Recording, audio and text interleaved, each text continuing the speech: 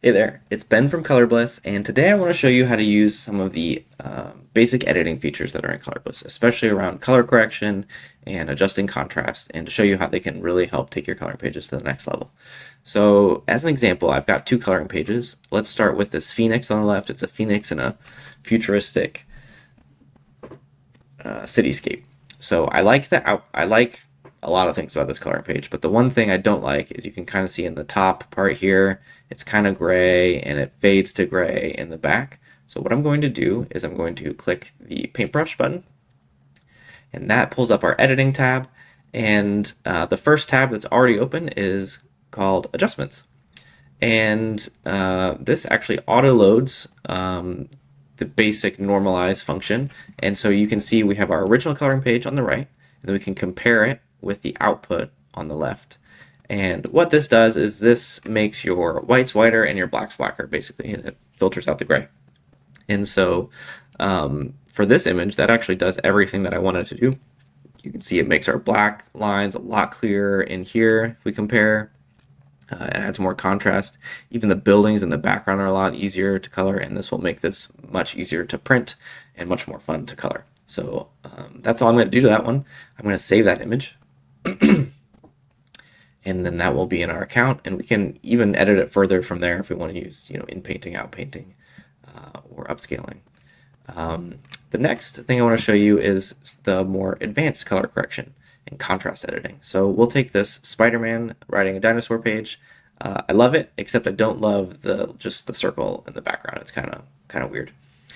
And so you can see our basic normalize function actually makes that circle darker and add some artifacts to the image. So I don't want to use that, so I'll disable that, and we'll enable advanced contrast in that same tab.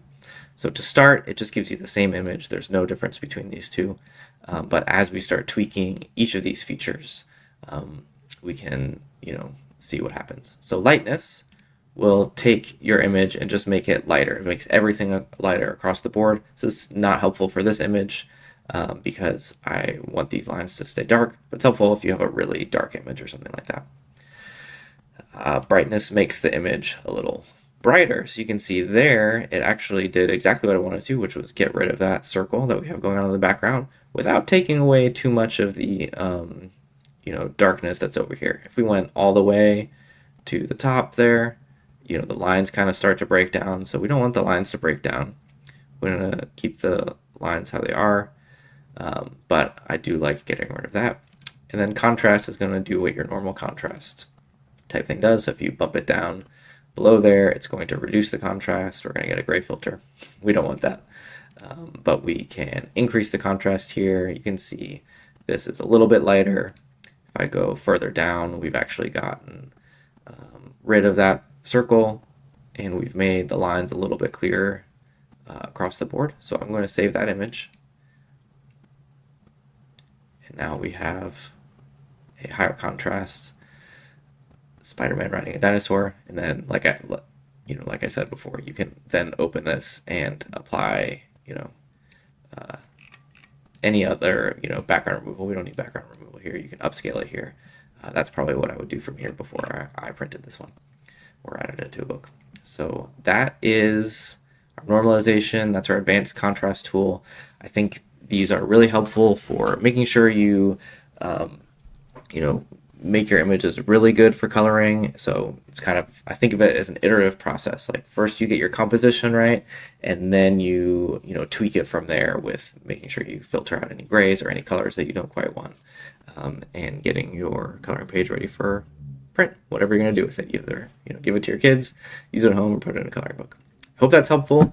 If you have any questions, you can always reach me in this little tab here. Just click contact us. When it says contact us just means me. They all come to me. I'm the only one in that inbox. So I'll read your message. I love to hear from people. Love to hear any suggestions or ideas.